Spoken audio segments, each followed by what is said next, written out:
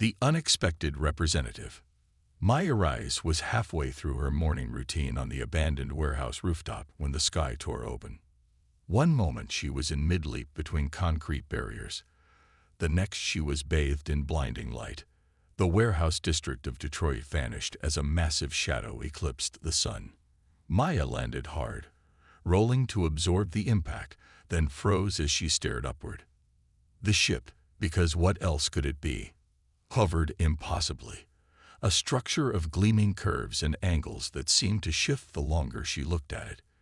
It was beautiful and terrifying, stretching across the sky like a metallic cloud. "This is not good," Maya whispered, pulling her phone from her pocket. No signal. Of course. A beam of light shot down, not at her but at the city center miles away. Within minutes, military helicopters swarmed like angry wasps, tiny against the enormous vessel. Maya recorded everything, though she doubted the footage would ever reach social media. This was first contact, and she was witnessing it from a rooftop in Detroit's forgotten industrial zone. 3 days later, Maya was still watching the news like everyone else on Earth. The aliens, who called themselves the Collective Assembly, had come with an invitation. Earth was being formally recognized as an emergent intelligent species and invited to send a representative to the Galactic Grand Exhibition, a showcase of cultural and technological achievements held every 50 cycles. This is humanity's opportunity to be evaluated for appropriate placement within the galactic hierarchy, the alien spokesperson had explained through a translator device. Your representative will demonstrate your species' unique abilities and receive appropriate categorization. Global leaders were scrambling, arguing over who should represent humanity: scientists, military leaders, artists. The debates raged while the massive ship waited patiently in orbit. Maya had returned to her routine. The parkour community was buzzing with theories about the aliens, but life went on. She had rent to pay and couldn't afford to spend all day watching the news. So she trained, teaching her morning parkour class before heading to the community center for her youth dance program. It was during a flow session with her students that the light found her again. This time, it pinpointed her specifically, a narrow beam that cut through the community center roof and bathed her in golden light. Her students backed away, eyes wide with fear and wonder. Maya stood frozen as a mechanical voice filled the room.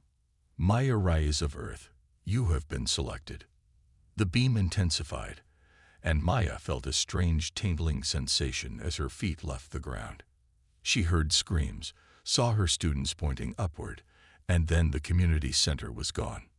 Maya found herself in a translucent chamber, surrounded by beings that defied description.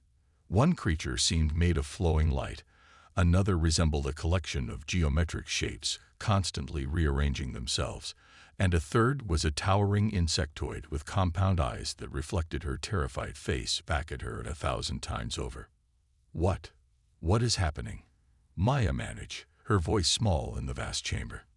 "You have been selected as Earth's representative," the light being said, its voice resonating directly in her mind. "Our analysis indicates you possess the optimal combination of attributes to demonstrate your species' capabilities." "There's been a mistake," Maya said quickly. "I'm nobody. I teach parkour and dance. You want a scientist or—" "No mistake," the geometric being interrupted, shapes shifting to form something resembling a face. "Selection algorithm is precise. You are optimal." "But why me?" The insectoid stepped forward. "Because you move between worlds," it said, mandibles clicking. "You navigate environments not designed for your kind. You transform obstacles into opportunities. This is the essence of what makes your species interesting to us." Maya took a deep breath, trying to process what was happening. "So I'm supposed to represent all of humanity at some kind of alien talent show. The Galactic Grand Exhibition is far more than a demonstration of talent," the light being corrected. "It is how civilizations are evaluated, categorized, and assigned their rightful place in the cosmic order. The exhibition determines trade rights, protection status, and resource allocation, for the next 50 cycles. The gravity of the situation hit Maya like a physical blow. And you picked a Parker teacher from Detroit, not a physicist or a diplomat. Physics is universal, the insectoid said. Diplomacy is predictable. What we seek is uniqueness. Show us something we have never seen before. Maya Rise of Earth. The ship that transported Maya to the exhibition space station was a marvel of engineering that left her breathless. Through viewports that seemed to materialize and disappear at will, she watched Earth shrink to a blue marble, then to a speck, and finally vanish altogether as they entered what the geometric being, who had introduced itself as Nexus, called fold space. Your nervous system may experience temporary disorientation, Nexus warned, as the stars outside stretched into lines, then swirled into a kaleidoscope of light. This is normal for species not evolved for multidimensional travel. Maya gripped the edges of her seat as waves of nausea washed over her. How long will this take? Time becomes less linear in fold space. The insectoid, called Crix, answered, but the subjective experience should be approximately 6 of your hours. Maya used those hours to learn what she could. The light being, Lumen, seemed the most patient with her questions, explaining that the exhibition had been established millennia ago as a peaceful alternative to the devastating wars that had once raged across the galaxy. Rather than determine status through destruction, we demonstrate achievement through creation, Lumen said. Each species presents what makes them unique and is judged accordingly. And who judges? Maya asked. The ancestrals, Crix answered, compound eyes glittering. The 5 oldest species in known space. They have seen civilizations rise and fall for millions of years. Their wisdom is beyond question. And what happens if Earth doesn't measure up? The 3 aliens exchanged looks, or what Maya interpreted as looks, given their alien physiologies. Emerging species who fail to impress are generally classified as protectorates, Nexus said finally. They receive minimal trade rights and are frequently harvested for resources deemed unnecessary for their continued development. Harvested. Maya felt cold. You mean your oceans, uninhabited regions, perhaps portions of your moon, Crix clarified. Nothing that would impede your species' growth. Much. Maya sat in stunned silence. The fate of Earth, its resources, its autonomy, rested on her shoulders, on her ability to impress ancient alien judges with, what? Parkour. Urban dance. The absurdity of it would have made her laugh if the stakes weren't so terrifyingly high. When they emerged from fold space, Maya's first glimpse of the exhibition station took her breath away. It wasn't a station so much as an artificial world, a massive ring structure orbiting a binary star system. Sections of it glowed with different colored lights, while others seemed to phase in and out of visibility. Welcome to the Nexus, Lumen said, the center point of our collective civilizations. As they approached, Maya saw thousands of ships docked along the outer ring, ranging from tiny crystalline vessels to enormous living ships that seemed to be breathing. Their transport vessel was directed to a docking bay, where it settled with a soft hum. The exhibition begins in 3 Earth days, Nexus informed her. You will be provided quarters and allowed to observe previous exhibitions to understand the format. And what exactly am I supposed to do? Maya asked, the weight of responsibility crushing down on her. You will have 5 minutes to demonstrate what makes humanity unique, Crix said. Choose wisely. Maya's quarters were comfortable enough, though designed with a generic approximation of human needs. The bed was too firm, the lighting slightly too blue, and the temperature a few degrees too cool. But she had bigger concerns than comfort. She spent hours in the observation hall, watching recordings of previous exhibitions. The displays were overwhelming. Species manipulating gravity, creating living art forms that evolved before the judge's eyes, demonstrating technologies that seemed like magic. How could she possibly compete with this? On her second day, Maya was approached by a floating creature with tentacles of silver and blue. It introduced itself as Zircon, a facilitator for first-time participants. "Your anxiety registers as quite severe," Zircon observed, tendrils waving. "This is common for emerging species representatives. I'm supposed to represent humanity with parkour and dance against beings that can manipulate fundamental forces," Maya said. "Anxiety doesn't begin to cover it. Perhaps you misunderstand the exhibition." Zircon's tendrils formed a pattern Maya somehow understood as thoughtful. "The ancestrals have seen every technology, every scientific advancement. What impresses them is not power, but perspective." Perspective. Each species sees the universe differently. Shows them how humans see, how humans transform what they encounter. That is what the exhibition truly measures. As Zircon floated away, Maya noticed she was being watched. A tall, elegant being with skin like polished obsidian stood nearby, its featureless face somehow radiating contempt. "So this is Earth's champion," it said, voice like grinding stones.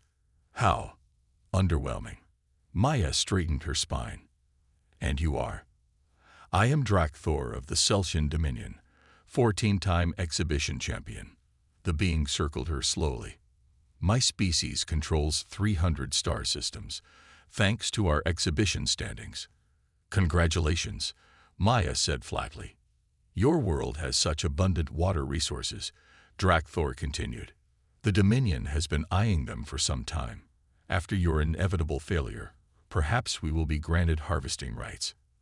A cold anger replaced Maya's fear. "You haven't seen what I can do. I study your species thoroughly, human. You have no natural weapons, no enhanced senses, no inherent manipulative abilities. You are slow, fragile, and hopelessly limited."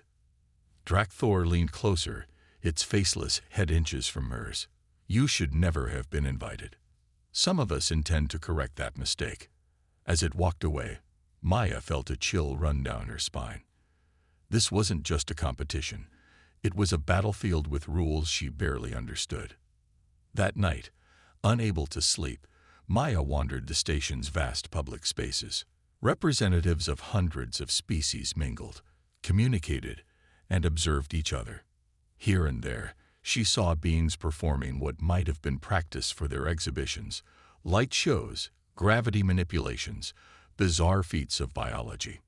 She found herself in a massive atrium with a transparent ceiling, showing a breathtaking view of the binary stars. As Maya stared upward, she felt small and insignificant. What could she possibly offer that these advanced civilizations would value? Then she remembered what Nexus had said about why she was chosen. "You transform obstacles into opportunities." That's when it hit her. Humans weren't the strongest, fastest, or most technologically advanced species, but they were adaptable. Where most species evolve for specific environments, humans changed environments to suit themselves, and when they couldn't, they adapted their behavior instead. Maya began to move, letting her body flow through the open space of the atrium. She ran, jumped, twisted, and turned, using the alien architecture as if it were the urban landscape of Detroit. The strange gravity, slightly lighter than Earth's, allowed her to push her movements further, higher, with more grace and power than ever before. As she moved, an idea began to take shape. Perhaps humanity's greatest talent wasn't in what they could control, but in how they responded to what they couldn't control. And maybe, just maybe, that was something even the ancestrals hadn't seen before. Defying expectations. The morning of the exhibition arrived with a subtle shift in the station's artificial atmosphere. The air seemed charged with anticipation as representatives from hundreds of worlds made their final preparations. Maya awoke to find a small hovering drone in her quarters, projecting a holographic schedule. Her performance was scheduled for midday, following representatives from 16 other worlds. She would be the first human to ever appear before the ancestrals. "Representative Reyes," the drone announced in a mechanical approximation of human speech. "Do you require any materials or environmental modifications for your exhibition?" Maya had spent the previous night planning her performance, drawing on everything she had learned about the station and its inhabitants. "Yes," she said, I need a completely empty performance space. No platforms, no aids, nothing but the floor itself. And I need control of the gravity. The drone hovered silently for a moment. Unusual request. Most representatives require extensive equipment or environmental specialization. That's the point, Maya said. Humans adapt to our environment. I need to show that. Request logged. Anything else? Maya thought for a moment. Music. I need to broadcast a specific sound pattern. Sensory stimulation is permitted within safety parameters. You may upload your sound pattern to the exhibition interface. As the drone departed, Maya connected her phone, which Lumen had modified to interface with the station's systems, and selected her music. Then she began to stretch, preparing her body for what would be the most important performance of her life. When she emerged from her quarters, she found Zircon waiting for her. "I've been assigned as your final preparation guide," the floating creature said, tendrils rippling with what Maya interpreted as concern. "There have been complications." "What kind of complications?" "Several delegations have formally protested Earth's inclusion in the exhibition. They claim humans lack the basic qualifications for evaluation." Maya felt her stomach tighten. Can they do that? They can protest, yes, but the selection algorithm is considered infallible. Their protests have been noted but dismissed. Zircon's tendrils twisted anxiously. "However, you should be aware that some may take alternative measures to ensure human failure." "You mean sabotage?" "It would not be unprecedented. The exhibition determines resource allocation for 50 cycles. The stakes are considerable." As Zircon guided her through increasingly crowded corridors, Maya noticed the reactions of other species. Some regarded her with obvious curiosity, others with what seemed like amusement or contempt. A few, however, watched her with something that felt like genuine concern. One being, a towering creature with translucent skin through which complex organs pulsed with bioluminescent light, stepped directly into their path. "Human," it said, its voice resonating from multiple speech organs simultaneously. "I am Fellows of the Meridian Collective. You should withdraw." Maya straightened her spine. "Not going to happen." "You misunderstand. This is not a threat." The being's internal lights pulsed in complex patterns. "It is a warning. The Celtian Dominion has significant influence with 2 of the ancestrals. They have determined that human autonomy threatens their expansion plans." "Why are you telling me this?" "Because the Dominion threatens many worlds, not just yours. Their harvesting practices have rendered 3 systems uninhabitable in recent cycles. Someone must challenge their influence." Before Maya could respond, Fellows moved away, disappearing into the crowd. Zircon's tendrils had contracted close to its body. "Political complications are unfortunate," it said quietly, "but ultimately, the exhibition itself is what matters. The ancestral's judgment is final and binding."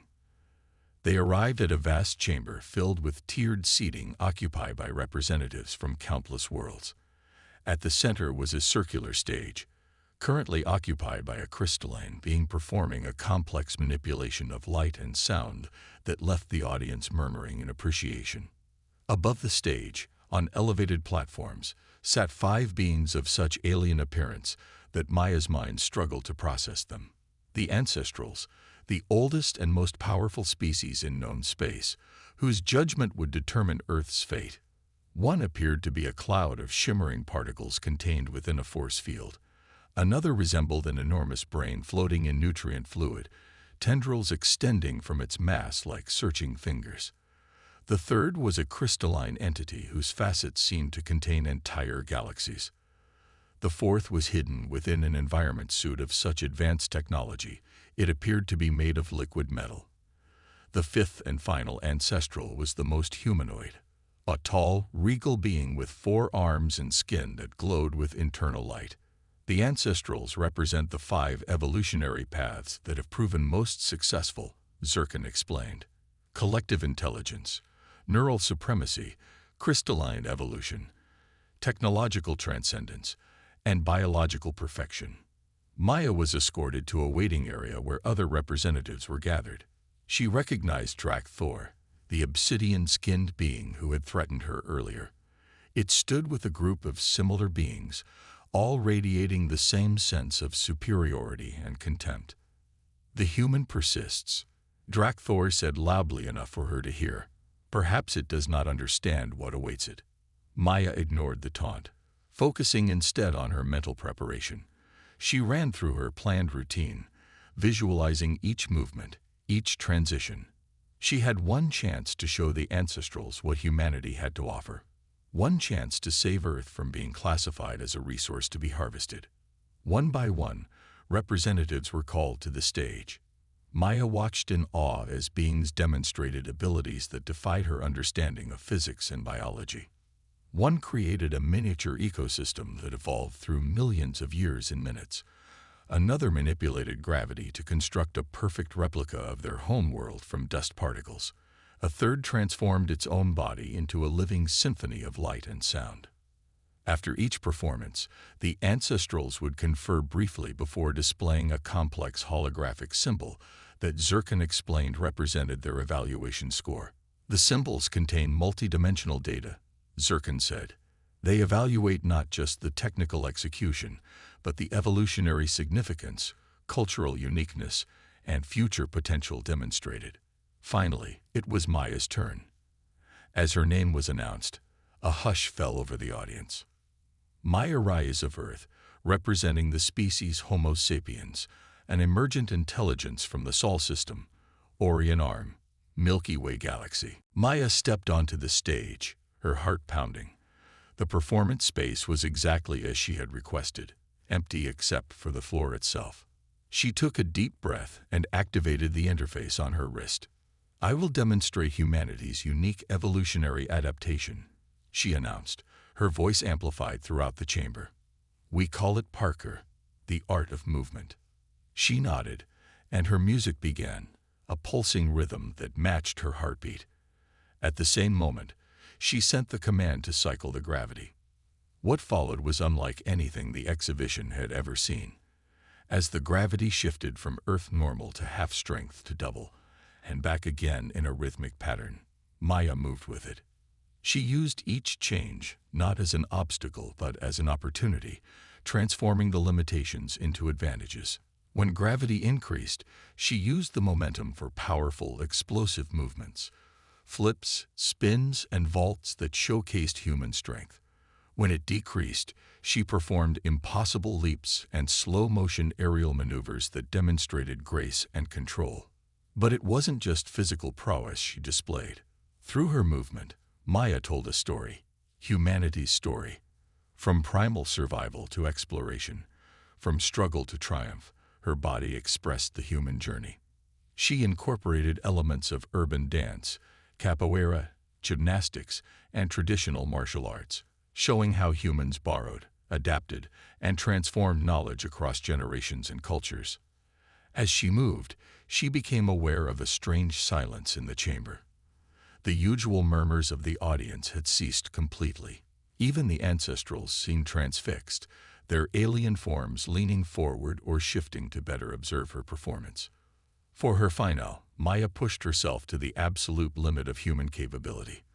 As the gravity cycled to its lowest setting, she launched herself higher than would be possible on Earth, spinning through a complex series of movements before the gravity suddenly quadrupled. Instead of fighting it, she incorporated the crushing force into her landing, using it to power a sequence of ground movements that demonstrated how humans could thrive even under extreme pressure. As she finished, holding a perfect handstand despite the punishing gravity, the music faded. Maya returned to her feet and bowed deeply to the ancestrals. The silence continued for 3 heartbeats. Then the chamber erupted. Representatives from hundreds of worlds were on their feet, creating a cacophony of sounds that the translator struggled to interpret. Some were clearly impressed, while others seemed outraged or disturbed. The ancestrals remained silent, their alien features impossible to read. After what felt like an eternity, they began to confer, their communication methods beyond Maya's comprehension. Finally, the humanoid ancestral rose, Raising all four arms for silence, the chamber immediately quieted. "We have witnessed something unprecedented," it announced, its voice resonating with harmonic overtones. "The human has demonstrated not technological supremacy, not biological manipulation, not environmental control, but adaptation itself." The brain-like ancestral extended a tendril, and a holographic symbol appeared above Maya, more complex than any that had appeared after previous performances. "This symbol represents our evaluation," the humanoid ancestral continued. "It contains multidimensional data that would take hours to fully articulate, but its essence can be summarized. Humanity has developed not one specialized evolutionary advantage, but the ability to continuously adapt to changing circumstances without genetic modification." The crystalline ancestral's voice chimed like bells. "In our experience, species specialize. They excel in their niche and struggle outside it. Humans appear to have made adaptability itself their specialization. This is unusual." Drakthor surged forward. "This is absurd. The human demonstrated no meaningful technology, no control over fundamental forces, no—" "Silence," the particle cloud ancestral interrupted, its voice a whisper that somehow carried throughout the chamber. "You fail to comprehend what we have witnessed. The human did not attempt to control the environment. Instead, it controlled its response to the environment. This distinction is significant." Maya stood frozen, unsure what was happening. The reaction seemed positive, but what did it mean for Earth? The ancestral in the environment suit finally spoke, its voice synthesized and mechanical. "We have reached consensus. Earth will be classified as a protected evolution zone. No harvesting, no interference. Humanity will be allowed to develop without external influence for 50 cycles, after which they will be reevaluated." A protected zone. Maya felt weak with relief. It wasn't just a good outcome. It was the best possible outcome. Earth would be safe from harvesting, safe from interference. The chamber erupted again, this time with even more chaotic responses. Drakthor's obsidian face somehow managed to convey fury as it stormed from the chamber, followed by its delegation. As Maya was escorted from the stage, she found herself surrounded by alien representatives, many attempting to communicate with her simultaneously. The translator struggled to keep up with the barrage of questions, compliments, and requests. Zircon appeared at her side, its tendrils rippling with what Maya now recognized as excitement. "This outcome is unprecedented for an emergent species," it said. The ancestrals were genuinely impressed.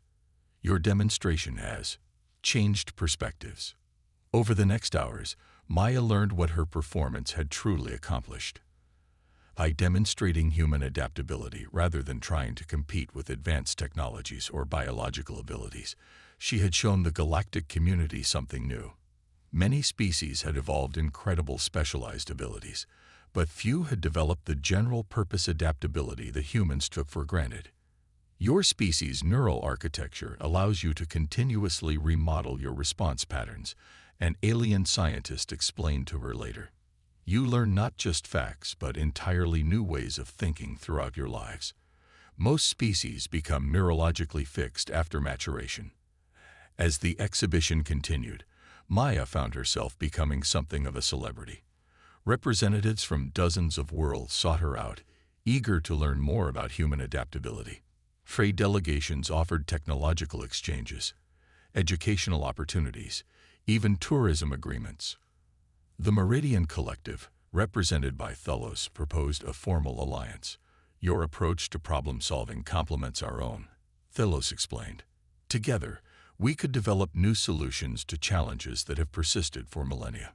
When it was time for Maya to return to Earth, she boarded the transport vessel with mixed emotions. She had accomplished her mission.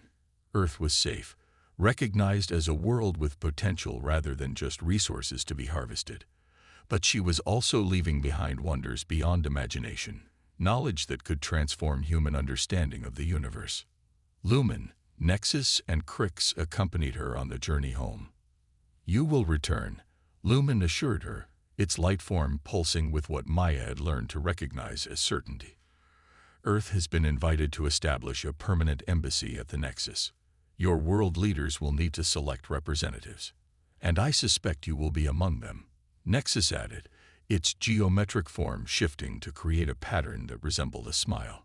As the transport entered fold space for the journey back to Earth, Maya watched the stars stretch and swirl. She thought about what she would tell people back home, about the vastness of the galaxy, about the countless forms of life and intelligence, about how a Parker teacher from Detroit had somehow shown the oldest civilizations in space something new. "Do you think humanity is ready for all this?" she asked quietly. Crix's compound eyes reflected the swirling lights of fold space. "No species is ever ready," it said. "But your adaptability gives you an advantage most emerging civilizations lack. You will adjust, as you always have." Maya smiled. Adaptation was what humans did best, after all. And now they would adapt to a universe far larger and more wonderful than they had ever imagined. As Earth came into view, a precious blue marble hanging in the darkness, Maya felt a surge of pride. Humanity's journey among the stars was just beginning, and she had helped ensure they would have the chance to find their place in the cosmic community. The universe had watched in shock as human talent defied expectations. Now it would watch with interest as humanity took its first steps into a galactic future.